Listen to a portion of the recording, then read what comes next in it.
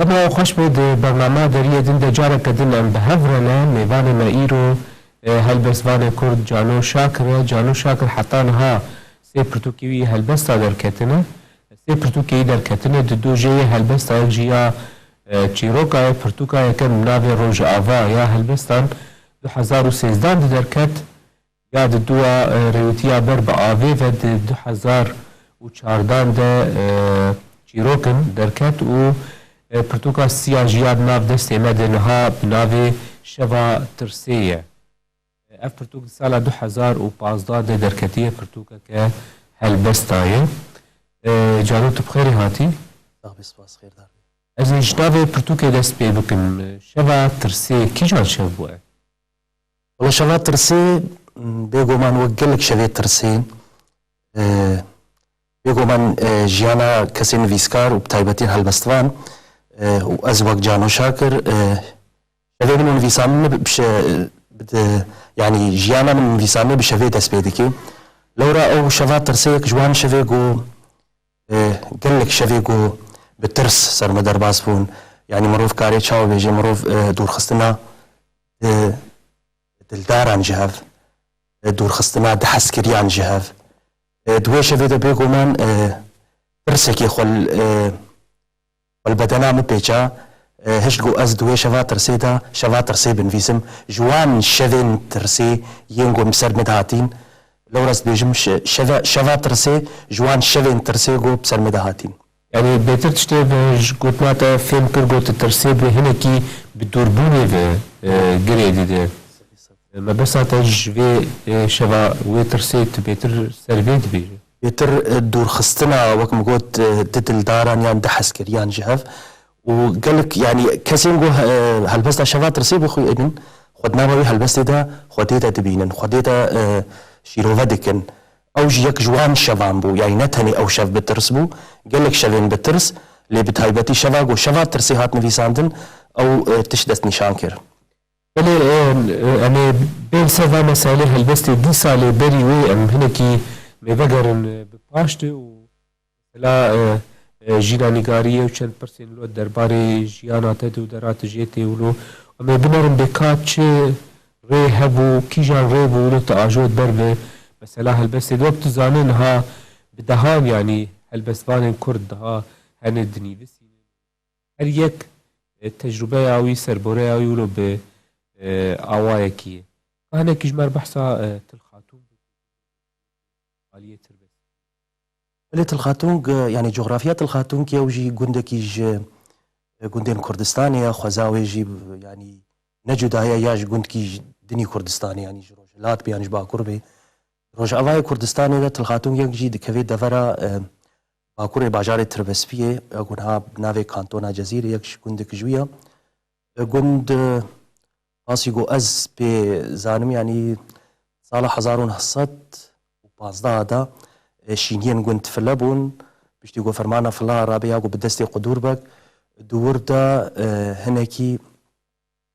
العام چیبون الگند فهم نکرد چلو فرمانا فلا بدستی قدور بک ما گو سال 1915 دا ما گو فرمانا فلا یعنی یا ارمنیا هاد دست بیکرن وی چاقی تلخاتون که شینین تلخاتون که بتوایی فلا بون خرسيان بون اللي تبحثا جو تركاب سري وذكر اللي از بيفتيم وروشات الخاتون يعني شو علاقه في السرويدمي يعني السرويدمي دما جو دسلاداريا بيجن او شريطه قامش لو حتى بديركي او تفا نسيبيني بن دسلاداريا قدور بكدبو ويشاغي شينين غندت الخاتون كي بالتفاعي فلابون وشاغي فرمانا قوسر واليتيا عثمانية تي وبدستي قدور بك ودستي چندهن كسين قول بيدري آغا وبقلر وقت بيجن بقين كردا و سرورين كردا الورهنجي فرمان قتل عامك بجياني بدستي يعني بفرمانا دولة عثماني بدستي قدور بك اف قدور بك چه كسبو يعني كرد بو ترك بو عرب بو قدور بك اسبهور كم يعني تأوام السر اللي أزبي بلكي مردلي بي يعني خدور بك ويشاغي قنت والا كرن سال 1915 فرمانش إيهات كشتن چیروکا هنکی دريجا لێ کورتایی دەما گۆگوندڤاڵا دەبێ ئیدی دوێ ناوبەرێدا حتا ساڵی 1925 دەما گۆ شۆڕەشە شێخ سعید باکوڕی کوردستانی لەبەر تێکچوونێ بوو وێ چاغێ دەڤەرە هەڤێر کات بن دەسەڵاتداری یان بن سەروەریە حاج و ئاغا دەبوو چەند عەشیرێن ئێزیدیە خولدۆرە حاج و ئاغا کۆم کردن پشتی گۆسەرهەلدان رابوو حاج و ئاغا نەچار مینێ تەولی عەشیرێ خۆین هەڤێرکە ئەوژی چەند عەشیرێن ئێزیدیاژی بێن بنیا خەتێ دەڤەرە تربەسپیە و چەند گوندێن 25 گوندێن تربەسپیە بجیوار دەبوون أنا عايز خوازم هناك الفرجة هناك زلال ببه يعني جعليه كي تبع عشيرة هفيركا وجعليه كي تبع جي زيديجي تبلي بعشيرة يعني ما وفت كاره هفيركا وك عشيرة كإيلا كي بناف بك يعني جي وك قالك عشيرة وإيل تبلي هف ببون بناوي هفيركا كو ناوي هريمي يعني عشيرة إنكي في مسألة كار زلال بكو تايبتي جي تبليبونا يزيديات تبلوه يعني عشيرة يزيديات ما قوم بحساب باكوري كردستاني وحاج وآغا دكن أو هريما طوري جرتي قوتن دوي هريما طوري دا يعني طورا جور ويا جير ونزام تشش ويدا فريد صار بيشن هريما طوري الور قال لك عشيرة كردان هنا نتني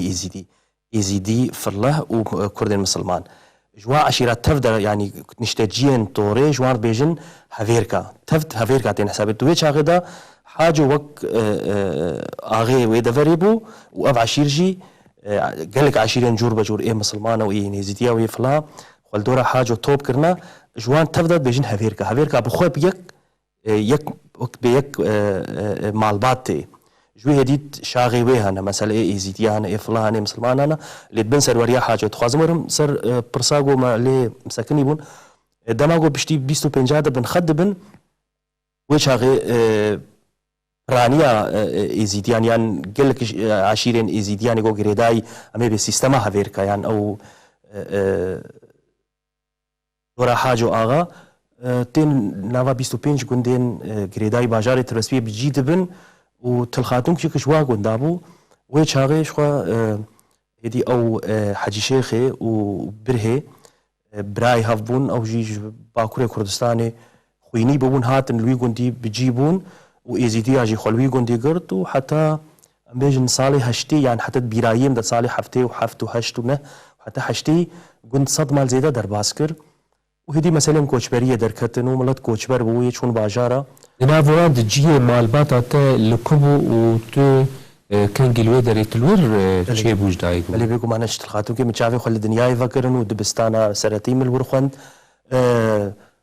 يما يعني امجي وك جوتكار الونبون يعني حر مالباتك الور حر نشتاجين الور او قانون يعني او سيستماوي كنتي هركي بيسه دولم هر دستي واندبو وكاري خوي جوتكاري دكرن وكاري خوي جيانا كندا درباس دكرن وك حر كندي كردستاني يعني جداياش تكرد كندي دني كردستاني تنبو تلخاتون يعني تخازم في بيجم يعني قال لك تشمت الخاتون كديت المجاوي خل الجياني فكرن بلكي حتى زما زنبون اسهو قاسي بقيمته وين حسيام لتايبت مندي قال لك هبون يعني يك جوان كسايت نتيد هبون هشتن جو بيتر ازنهاب بيتر سر هالبستي مبسر هالبستي دا جون يعني بيتر مبسر هالبستي دا ونفيساندنيت او كرن يعني ام فقر نسر ايزيدي مالباتي ايزيدي هر تشت صادق كردية يعني حتى وقت بيجن يا نوان يا روجانا عرفوا عادتين أولي دعايوان هر تشتيوان بكردي بو أسبر بجوك بو لجمع فقير حسيها بو لامكي أولدار بو بيري أمر خالا بو علم خندبو علم الباها بو أسبر بجوك بو دما روج دركت أز دشون بالي وخنيزيكي بيدكر ودما روج دشوا وخنيزيكر تشتن دقوتن سرقوهي مقالكي غريب دهاتن وقت يعني أو دعاء أو قول أو شيروفين أولي لسرقوهي ما يعني لسر برداقوهي من قالكي غريب هاتن وقالكي مراقا مجر شي وقوس حسبكم ما أو تشتهي بزاروكي أسبر كرن بشتي زمازن بوم دبستان خوان وهنكي تفقر مكر متين دايدا يعني أو تشتي نقول نافا شيروفين أولي قولين أولي دعاء أولي تنقوتن أو بخوها البستن لكن أنا لفرتشتك جوان تيبيراته لا يعني تشكيله تايبات ناي بيرامه بس يعني قال لك تشم ازبر كربون يعني تخازيس تشكي بيجم يعني اري لقو مينا كنت بيرا تجوان قولان اوي تدبيجا جبو دما زاروتي تدبيسن تدبيجي قو نزيكي هلبس تابون وان قولان تشتغل بالا تدماين هواك ميناك تبيجي تجبير كرنا مجبير ما كرنا لي اسكارن تشكي بيجم لي هنكي دواري اوليد هنكي مسألة ريزقرتني جبرجو اف هاي اسكارم ها نتهني قول كي اسكارم 4 قولا و5 قولا جي بيجم هاجر دما برنامج تيري بكي لي مثلا هاجر هناك تماشا ببين بيجن والله از وك ام يعني تشي نامه طبقه از انسان كي مريدم نج ما في منها يعني او انسياتيف الدستي منها از قولان دعا بيجم يعني مثلا قوتنك وك ميناك وكسي جو فيتشتي لما بكي وك او اسليبورينا خد خوازم تبي يا ربي من تباراني تقريني تعورات قريني تباراني تباريني تدزاد بردي مالي خدي مالي بيت حسيني افقوتنا هري بر بالا مكشان يعني افقوتني وزن وقافيه وقريدانا قوتنا الهف اف بسري خو هلبستا يعني مش بير نكن اي وك بير رشي حيران يزيدو بيربو هذا بكردي نفيسي وهلبس نفيسينا يعني ريبري اوليبو يعني بريا شيخادي بريغو شيخادي درباسي ناف فلسفه ازيديا يعني بريا هاتنا شيخادي ام بحثا ازداتيه كنا منتهني بحثا شيخادي وفردكن ام بحثا بحزاري صالاق يعني 10700 سال بري زايني امدكن يعني يوك بيرشي حيران هاتن زنجينيك اللي زماني كردي الفلسفه اولا ازداتي كرن بنفيسانها البستي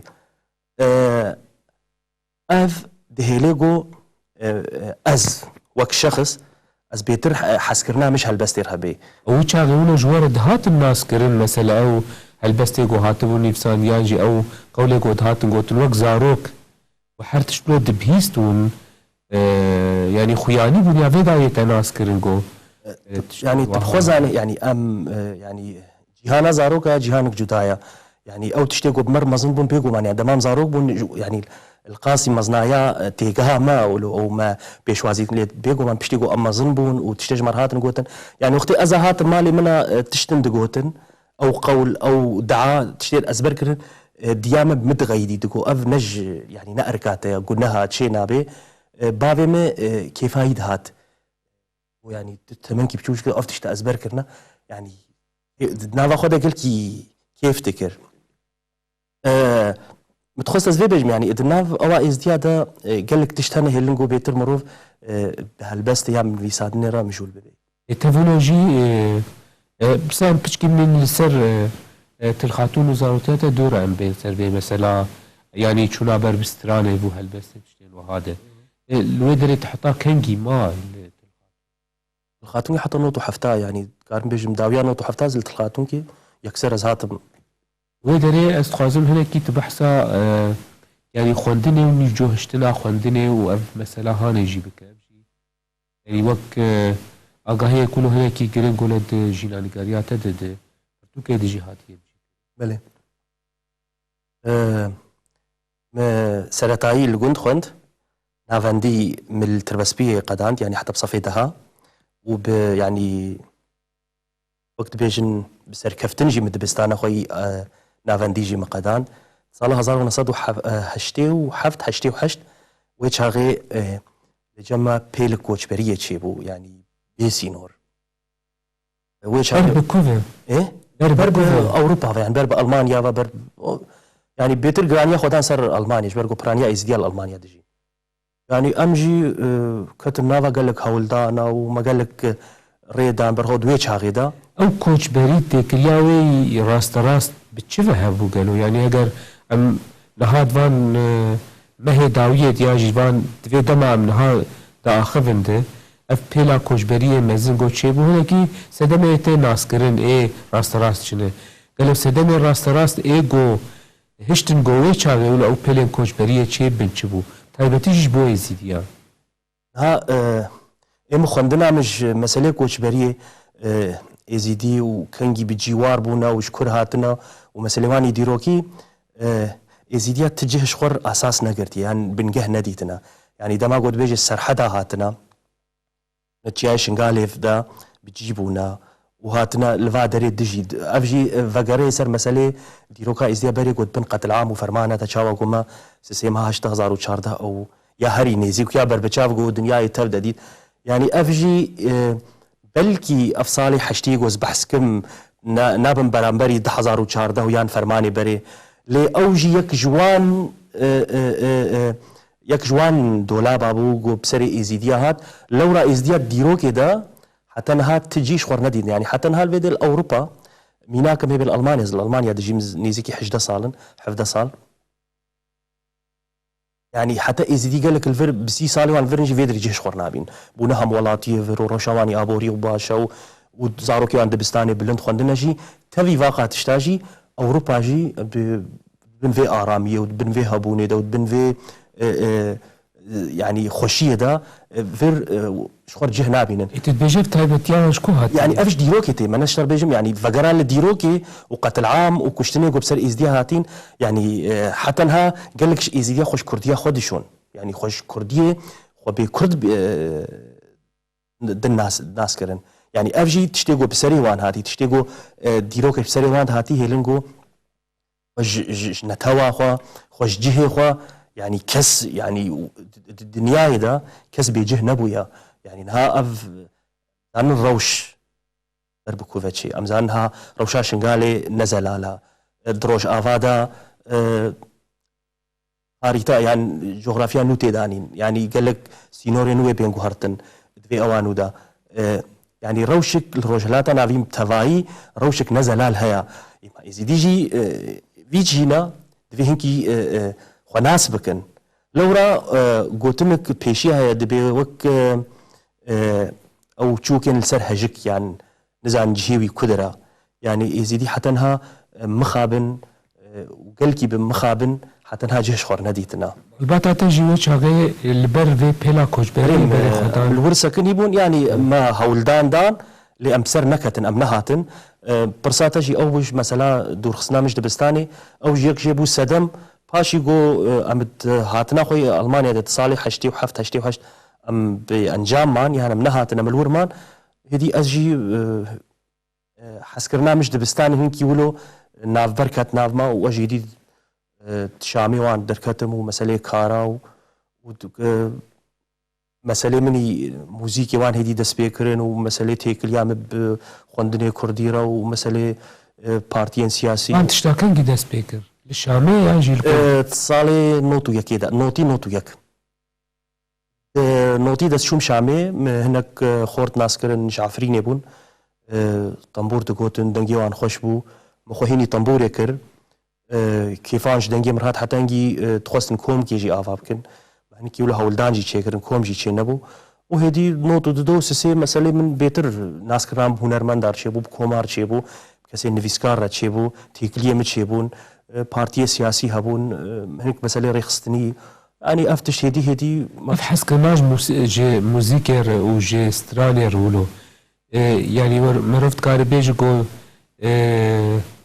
كاري تخد تجمال باتا خو قرت يعني على قائد دنگ بيجيه هبو قول مال باتا ديال در ودوري هبون يعني شخوا برولو جمتا شيبو والله شخوا مش بير كرز بيجم يعني مال باتك قو يعني مالي ازيدي كيم مالي ازيدي هنا قو بي امورا طنبوري هم بيساز هنا يعني هر كوجان درباسي كوجان مالي ببي تي امورا طنبوري هن تشكيل ور ببيني برقو اوجي هنكي جريداي مسالين اوليا بعد مجي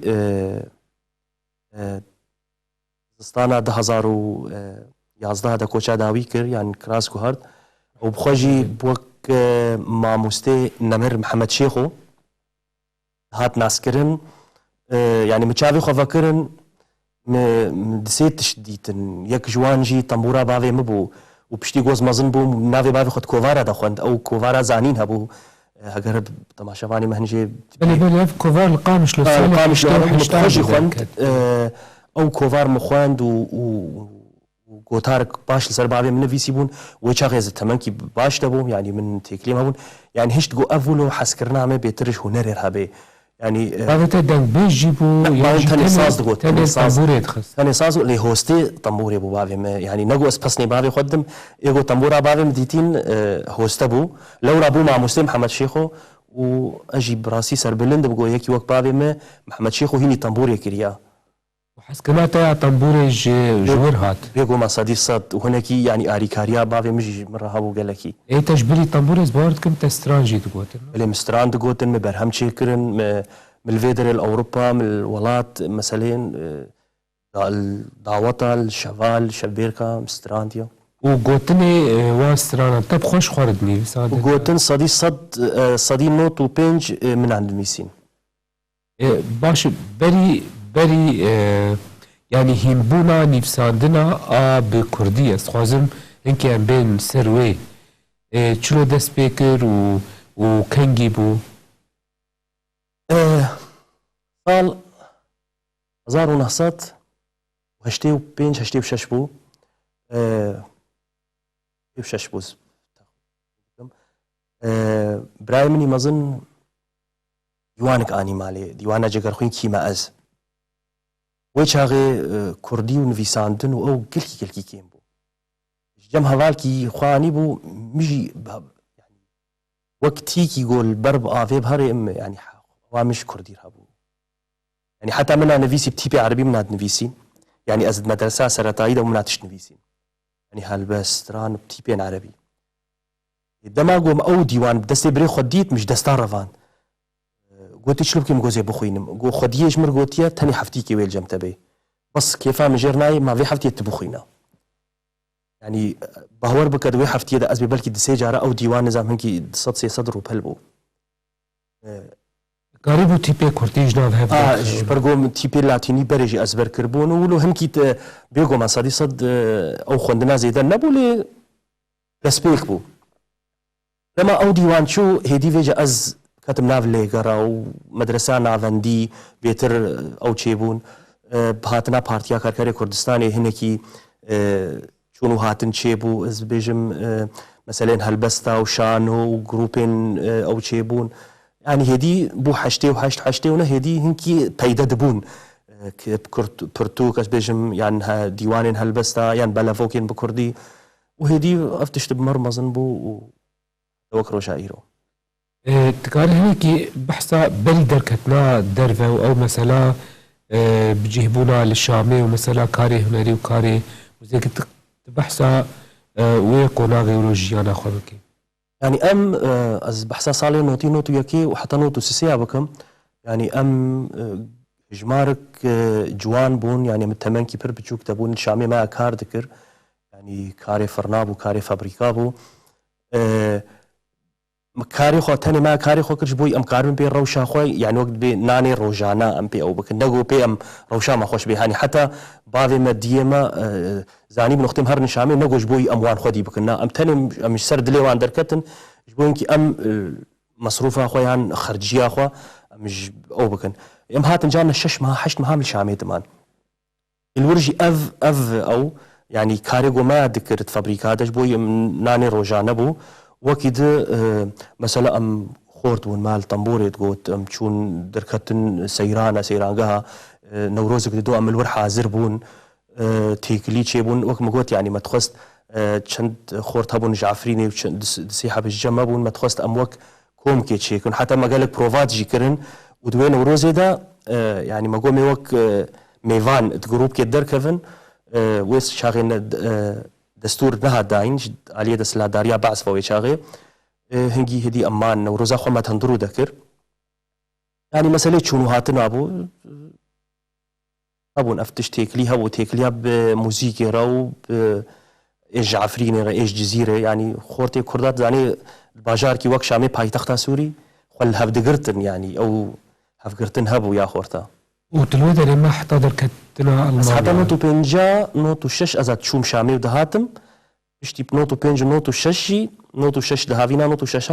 ششاز بداوي من شامي يعني هدي نوتو حف داويا بيت از شامي ديس دركتم وزهاتم اوروبا مال باتي پشتی هاتنا اوروبا اف حس کرنا جه هلبستی و نیفساندنی و سرانه و وان چیروکاره چو گوهرتن يعني ديت يعني بجوهرتنا جهفت چو گوهرتن دفيالي الترشيبو يعني ما بستقل لألمانيا يعني حطاني الشامي بوتا هم گوتنی استرانا هم موزیکو لو دور جی تهات ألمانيا پشتی گوت هات وی داری تدید چاوا يعني الوی داری تکاری بود شتکی باشتر بکی یا جروش بر به آریه کی دم بچو چاوا يعني مثلا جمت چاوا بردوام او گوهرتنا گیان دا يعني د هندور دا بيقوم عن الولات باشترش فرا للفير شهيا الفير بيتر امكان هنا درفت هنا يعني الفيدري هاتم فير بالدها وبالصدا برتوك وان ونرماند ونفيسكار وهالبسفان نزراستي هاتم يعني وات اشتهشت جو بيتر از الفير دست مسألة نفيساني بكم وتيكليا بسازيان را سازيان كردي را بشافان را بفستيفالان را يعني او جوهرتني ازنابي بنجهين بمرشيبون يعني جوهرتني مازن مرشيبون جو اسكاربم برب نفيساندني برهم دايني دهرم يعني در كتنا تي درفه هنا كي وقت باندورك اريني بوزيتيف هابو لسر يعني تا بيترج عالية دم صدي صد هاتنا لأوروبا بلكي هاتنا من هناك جوا أرمانجي جو أز بيتر أو بكم يعني هناك أرمانجي خوي دهبون هناك مسألة خوي دجابون بيتر جوانجي مسألة أبوريبون بيتر جوانجي كيم هفالي جو أز ملدورا خوديت الور نمان يعني هفالي متفد هاتن يعني قالك تفيشام هفالي هاتن يعني وقت أز داويا قالك هفالي خود هاتم يعني قالك أجري هبون جو أز هاتم اللي بيجو مع صدي صد أو جو هرتنين جون بوزيتيف مرشيكرن اللي بيجيبون ونا بربه هالبستي حتى شرا دايتي كلياوي بنفسنا قوتني استرانا وموسيقى رهبو دست بيكا من بيساندني دنوتو نه 2000 عندنا مش رومانا كردين كركي هبو يعني تشكي بيسي نور بو يعني اسكارم بيجم روجانا يعني 24 ساعات اخوا بلكي 4 ساعات ازرانا زمن رومانا كردي تخوند وعربي جي من اخوند روجاك مني رومان في ساندني حتى نهاجي ناف دستي مدايا كان جي درك في اجي نزانم بلكي من قالك جياجي قوتيا بدنافا رومانا كردي دا تشتك دست نشان كر وهر واحد نافا تشيروكي تشي تشيروكي نفيسي او تشيروكي نفيسم شي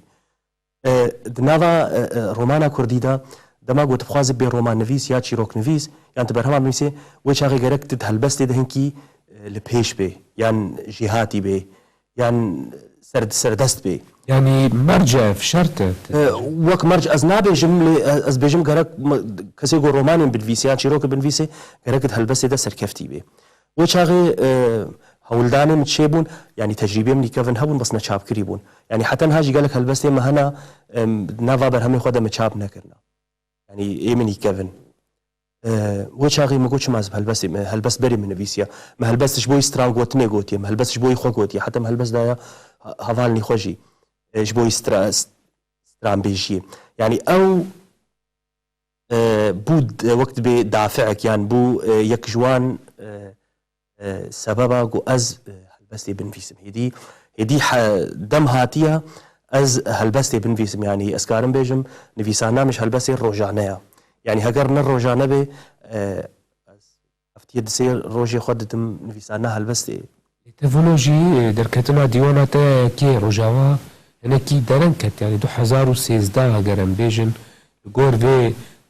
دم دريج يا قلت بحسام جلبونا خو في مسألة كي دم قالكي دريج ودرنج ازدنا هريناك ديس ينور دشوم ودهاتم تماغو متخست شخو متخست ازد نوتو نهادا از تشكي بنفيسم ويش هاغي مبرهمك خوي كاسيتي استران قوتي ما اوكر هلبستي مقالك هابون يعني مش خورد قوت قالو بقاسي وي اوي بمقو از ديوان كي بهلبستا شابكم يعني ويش هاغي هلبستي قوم مهل بجارتي نجبوي شاب كرني جي برانياو نجبوي ستران قوتني بون البستي ايه وزن وقافيه بون يعني ايه موزون كريبون ازدنا هريناي كده تشوم وهدي وي هريناي اقول بمره دتشو هات هش از هشتم حتى 2013 يعني مقوت دفينا بريد شخوا بروجا روماني هابو دما بروجا روماني جي بانجام ما يدي مقوب هلبسي ميدس بيكون ونافري تشيروك جهات ودبا يعني از دمي بيش ديس تشيروكا بنفيسم وز روماني جي بنفيسم يعني اف بي آرامية هانيك ما سدماويتشي مثلا بيجن قوتن استرانا برب استراني وبرب موزيكي ودورا هلبست ودورا تشيروك ودورا رومان ودورا يعني بيتر فتقريني چه اف ولو برجوريا قو الجمتا ودده يعني اف برجوري اسكارم في بيجم يعني انها ايما شخو مبستراني دست بيكريا يعني برهمي خوي بوي ستراني ما او كرنا هلبست آواز جوار دانينا يعني بلكي قد داخوازيام جياني دا از نتني آليكي دا هرم يعني از شما يعني تخوان كار داليكي تنه ببينت يعني مسألة چية از تجاري كاركي و از بكم از وي سركفتنا مازن جي بدست نخم از نخواز نافي تيكچوني جي لي بكم اگر دسترانبيجية دبي هلبست نفيساندني دبي هلبستوانية دبي اگر تشيروك نفيساندية دبي دچواري دبي از چقاسي خو سركفتي نبينم از والقاسي خو تيكچوي جي نابينم يعني از نافي تيكچوني جي لورا هو من هلبستواني تشيروك نفيسي نفيساندن از هر البرخو فاكري بينم از تاني ديك ريدا خو وقت بي راس نابين يعني قال لك رياض برخو بينم هر چند ريل پیشا خوشي از باجوم حتى از بكم ارمان جاخوا اگر گوناوی نتیک چون به مثلا بجن مثلا موزیکی ده دست جبردانا موزیکی تی چواته يعني دست جبردانا موزيكي وك نافركي مد نافر اخو موزيكي دشتيا او جي بشك جيانا منه يعني من سيبر هم شيكرنا وبرنامج سر موزيكي شيكرنا ومت فستيفالات ومت شفادا ومت جفاتا دا يعني او جي بشك جيانا متى يعني از نقو ازنها جي باز دم ياخو جي دوركم حتى زد كورتا جيانا خدت سر او هذا نفيسم يعني تيكليا متشلوب موسيقى وسترامبيجيرها يعني او جي بشك جيانا منا مثلا كو ازنافي تيكشوني ليناكم نا اجبر قوم برهم شي كرنا او كسيغو قهداري كرنا وكسيغو او كرنا يعني الجهه بويا جهد الخوشيه قال لك حيراني يعني حيراني مجي هبون تكنولوجي حتى رادايا كيو هلبستي استرانا يعني قوتنين استرانا اي قد هاتن نيبساندند في برهما داوية ديش شبع ترسيدجي مثلا بيجن وك روبالي حفظا وشنقال شروجك بوداي هات قيرانك بوداي هات آگر جازمان دباري ديسا فرمان بو هات وفي رنگي مروف بقي مروف استرانا كيت خوين يعني قوتنين استرانا كيت خوين او تنابين هنكي دبقو استران بجي نزانم يعني تنابين هنكي يعني تفتد بيجي جو از يعني از دقهرم فان جري اي نفساندني لدي ساجي تنكار خب تمامي جي رزقار بك او دسبيكا مبو نيشقا از وي هلبستا بخشانا يعني هلبستا اوز بن في سمجي بلكي از نكار مزوب زو جوي دسبيكا جو مبستران بيجي دسبيكري زوب سوجي رزقار بم يعني زوب زو جوي كراسي دركفن بلكي اف جينكي بدميرة لي تخوازم في بيج يعني كريداي في برساتا يعني في تمام بكم يعني بلكي از جستران بيجي بيتر هلبستفاني بيتر لجورد بينم بلكي دنفيسانا هلبستي دا بيتر جستران بيجي يعني بيتر تيدد بينم وتيت بيتر حد بينم بيتر البيش دتشم بيتر اسكارم يعني حسكريين خود شيكم يعني حسكريين هلبستا كردي لأنه خاص جداية نافبرا ستران بيجي وهلبس نفيساندن يزنا بينم شو خد ما من ستران دقوت من أبخو برانيا عند نفيسين تبي كيجي يعني اگرم آلیه بحث آلیه پخشانه‌ای و آلیه هلبستی بکن الجمع دیسا آلیه پخشانه‌ای نسری ولو بهتر پیشه نویساندنی تده یا جد هلبستین تده يعني تكليا بنابرا وان حد وآليات تشاواد بيني يعني خاصم تجي قادا موزيكي ده يعني هلبستك دكارب اوايكي قلكي بريكو بيك خو يعني بي بيشكش كرن تفقو بتمامي تاني بخشانه بي ريتم بي كيش سازي بي وزن وقافية يعني بخشان تاني دكاره قوك هلبستك يعني راجع بخودی ناس نامه بگو من صدی صد اگر صدی صد به بیوان نوی چنه یعنی نابرا پخشانه که دگو از بیجم اف پخشانه و اف جی پخشانه اف هلبسته اف نه هلبسته يعني بيفان تشيبن قالوا إنها از او نافبرا هلبستا رامبيجي و هلبستا پخشانه و هلبستا كلاسيك و بيجنيا هلبستا نوجن اما هلبستا يعني هگر كلاسيك بي هگر نوجن بي يعني او بيوان نافبرا ويدا ديس از وگرم گوتنا گو من دسبيكي دا گوت يعني انها دماغو تدهنا خودي دايكا كي دماغو لوري كين خوا يعني درگوشا خوا او كي يعني رتمك جدنگي ويدايكي دركوي رتمك جدنگي ويدايكي دركوي يعني تفي گو بلكي گوتني وجه في حربلينا لي رتمك بي همبا گو هر کس کاری يعني يكي بياني جي گوش بي زماني كردي لورينا ويدايكي فهم نكي كاري لسر دنگی آرام گهداری بکی يعني اف وگره مسئله منی دست بکی بستران بیجی را يعني بلکن هات هلبسته مگل که بخوینه تبیجی مثلا بوی ستران بیجی هاتن نویساندن يعني بوی سترانی هاتنا گوتن لی وگره سر مسئله منی دست بکی دیسا گو مگوت ناف مسئله ستران بیجی و هنری دام نظرج نوتو حفتاد يعني دركتية ألمانيا وحطانها دما مرو مثلا الفي ديواني هلبستي بخوينة مرو في البيجنا جيانا ألمانيا ناي يساجي مثلا هدر بهنا آخي بهدر هلبستن دن به راست تربس بيه دراغو تجيتي يعني تبي مثلا بتشوف جريدد يعني تلدرك دجي والسر تبقى دمك دريج يعني مثلا 20 سالا وتفولوجي هلبستي تا و نویسین تحمل سر دورک دنن ویالی يعني عالیه کی ارینید بینی یا جی نیینی برودکاری لی بکن 23 سالیا خودش روش آوا درکتم جوالات درکتم بيجو من 23 سالیا خود ما قالك تشت دوف خو هشتن او تشتي مال دوف خو هشتن جي ام بيف جريداينا يعني جريدانا باخره بيراني نقول من الوركين يعني تمنكي هري خو يعني مني اي وقت بين هري خوش الور او كرن ما قالك بيراني الور او كرن يعني جريدانا باخره اگر اسبينجي سال ديج الفربم ازي بوي هستي قول الولات بوم يعني تشافي خدا جوز تشافين بايزي انها المانيا از دست بنفيسانكم اس بايزا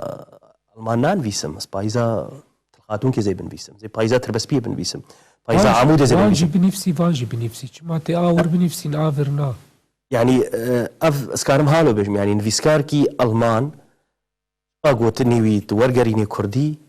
بوي حس يعني بوي هستين الماني وي نفيس يعني تشخاصي ورغر كي خرط بيت ورغريني كردي مينه لسر هستي وين الماني يعني ايه فرنسي وصا ان انجليزي وصا يعني هاجر تشقا از الفر يعني بيستو 11 سال درباس بون از الفيدري تشقاسي الفر هربس من نفيسيا ومبرهمجي متشكرنا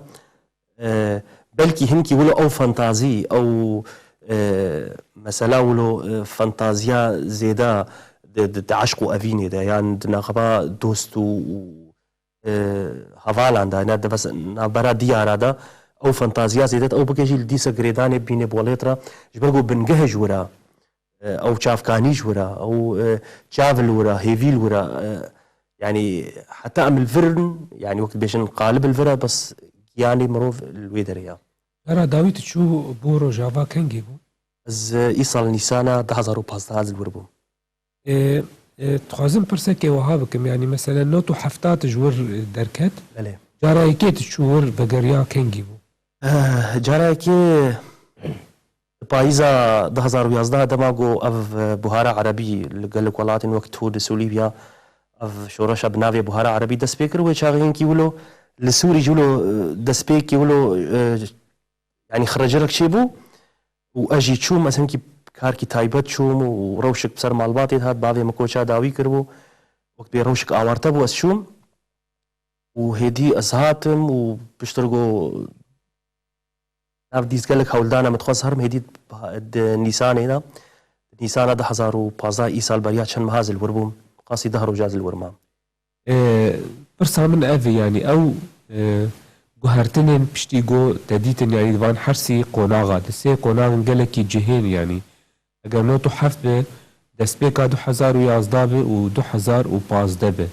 em hemû dizanin bê di van 4 salê dawiyê de çil li Sûriye Rojavayê Kurdistanê çêbû yanî ji bîr nekir got em dixwazin behsa Kurdî û aliyê nivîsandina bi Kurdî vê meselehanê bikin و هەگەر me بەرامبەریەکێ çêkin navbera hersî qonaxan de destpêkên navbera not û hefta û 2011 de çi guhertin û hebûn çi bêtir bala te kişand divê yekê de li roja ava وەڵا سخوازم هاڵێ بژم ینی 2011 دەما گوەس چووم لە بالەفەرگەها شامێ ئەسپایا بووم و کەسێ وەک بێ مامورێ دەولەتێ کەسێن خەباتکارین بالەفەرگەهێ هاتن پێشوازیام و پاسەپۆرت کۆنترۆل کردن و هەنێکی ئەز لای گوتی بێڕێزیجی هەمبەری مگرتن وەز ئێشاندم و پرسا و بێڕێزیێ کەسێن دەولەتێ بوون يعني ما هنكي تقو هرتن نابرا 2011 و نوت وحفت من نديت يعني بيتر دجوارتر هبو لباش وازيدنا ما هاجر زيد ما مو شخص باور منكي روشا مجي و ما ترسيل سرجي انا مجي هبو لو راس لزو بازا زركتم 2015 ايصال بري بينج مهاد مها نيساني دا اسشوم مادام تقو هرتن نابرا نوت وحفت 2011 تنو ام وها بيجنها روجاوا بری وان گوهرتنین گوچه بری 2011 روجاوا پشتی 2011 به 2015 دیتولو دوی چارچوبه ده چاوت کار هر دو قناغا بده برهبدو يعني 2011 نوت هفت یا 2011 قناغا بری 2011 و پشتی 2011 لی روجاوا دوی چوناته داویه ده يعني اسبرتم بس تمام بكم يعني 2015 نيسان ده اسشوم از درجه دربيسية دا از درباس بوم ويعني دماغو از درجه درباس بوم علمك البوزي مدا علمك آزادية بيقو من مشوبان ما بيهيستو بمدراغ هاندنه دي تيكلي هبون لنوى قو مروف هري بجاوا ببيني يعني او بهن او هلم حمبيسكر باسك بمرف شيبون قو هاتن بيشاما كرد بون يقو بمر باسبورتام كنترول كانوا كرد بون يعني هست كله بمرتشيبو يعني مديت ازد نافا ازاديه كده مديت نافا او كده لي ما تشقاد شوبان دراغ هاندني دو ما تشقاد تيكليش نقو وقت هري ببيني يعني تشتي مديت يعني قهرتني بنجهي تشيبونا يعني تجرباك نو الدفريدا تجرباك بلكي تهريمي ساخ دا تروشلاتا نافيدا وكوي كيم بنياتنا بنجي لي قالك تشتي باش ون يعني تشتهري قوس خازم بحث بكم جرقونها برنامجي بقريداوية از دجارة شو ملابندا چاند محمد شيخ ويا چاند هنري الور سمينارك مدا قالك حوالي نفيسكار ديتن شو قالك دزگه راگ هاندني قالك كسين روشنبير ديتن من برهمي خدان وان وان برهمي خدان ما قالك حف ديتن شيكرن مهنكي نقاش كر دنافرا اوروبا وروش آوادا قالك بريك بيداين او برا روشنبيرا قونها بي او كرن شخو از اندامي سازیا یا هفکرنا روشامیر روش آوا ما گونها ام دخوازن روش آوا بنجهك چه ببي ام جي وك سازيل فربن شاكش روش آوا يعني هنا كيلور او دانوستاني قوم بدسجهارا يعني بكسين قو بربسياري دسجهارا مد دانين وهنا كي تشونو هاتن چه بي او تشونو هاتن ويشلو چه بي بيتر كبيسر مسئله راك هاندني يعني انها الروش آوا تاني امد راك هاندني خود اسكار مورخ نبك مد فيالي دو حتى مد وردشي قود يعني تاني تشتكي البيشة تراك هاندني دا برخدان شهيد شر تشبر عشقيفان افتشت ما فهم كريا وام بيسي نورجي رزا مجر هيا للأهلي كي ديجي آرامي هيا جيانا روجانا هيا مثلا روشنبيري هنا يعني افتش بيترت دراك هاندني ليش تين باشگوه كرن هنا قال كي تين باشگوه كرن يعني ازبيجم هاجر قالك روشنبيري ما وان بروجا وان سمينارا وان نافنديغو وبن وان تشتيغو دراغ هاندن ببين بيتر حسكرنا وان ويچي بي وغرا وان جبوي ولات شونو هاتنك تفغرك ويچي بي يعني شكي ماني صالي ما بيجنش المانيا 4 5 جروب روشنبيرا هارن يعني حرد سيم ها جروب كل وربي هناك بروجا بخربن دما بحسا پروژاکم بێگوان پروژێن وێژەییز بێژم نه ینی پروژێن ئابۆریارن ور خواردنگە هاوەکن یان هوتێل هاوەکن نا ئەس بەحسا پروژێن وێژەیی دکم یان ور مەسەلە سمینار بێدانین شەوێن هەلبەستێ بێنەوکردن پرتوک ئیمزەکردن ینی ئەv يعني هدي ولات الهيفيا ما براسي تشتي قومتيت الهيفيا مره وشمبيره يقوم هن ولاتي خو اوا بكن يعني هكر قالك شمان نكار بن الور بجيب بن شكي مانيش صالي حر هجمارك شمد دسيما هاري ور محكي هاري ور هناك بروجاب خربي هناك چالاكيا بكي هناك يعني تفكرك تشيب بيجو هدي ولاتي ما وي قهاندنا خو بكيني استا نتوي بيجو مانجي باري جران سر وشمبيره يعني ما شفا ترسي دست بكر بس خازمنو شفا ترسي برسا خو داوجي بكم تبيجي ايرو رول روجافا او زمين يا جو بنگه هاتي دارين جبوغو او شفا ترسي يگو سر نویسادنا کردی سر نویسکار و هلبزوان کر درباس دبون داوی لوان بیاجی هین ری دریج و هین دسپیک دی والله از بيجم يعني اجبوي افاكرنا ولات يعني ريك دورو دريج البيش يا مالي مروف قص يعني زحمت ياجي بيني وانساني ما خويني جددن وشهيدا جددن وشر وروجانا وتشتيو يعني افخر رجراق ومحمد دراق هارنيت بينن يعني او شفين ترسي ويهبن ام قالك شفين ترسيرا ام امادبن يعني او شفين ترسي جو درباس بوين اگر شفني ترسي بينجي لي حاضريش بويوان شفين ترسي بين كرن تاغو هدي او شفين ترسي او ترس او بردا طاري لسر تشافي روجي بهلانين وهدي جيانك آرام الدوري شيء ببي. دلك سپاس بو هاتناتا برنامه جانو شاكر سپاس بو تا و شوا ترسيجي پیروز بن بهوین باش به بلاف کرن و به سپاس بوي واشي. و جبو واجي قالك سپاس تماشاوان الهجا حتى برنامه كدن هم من خير و خوشيه ده خاطري وه.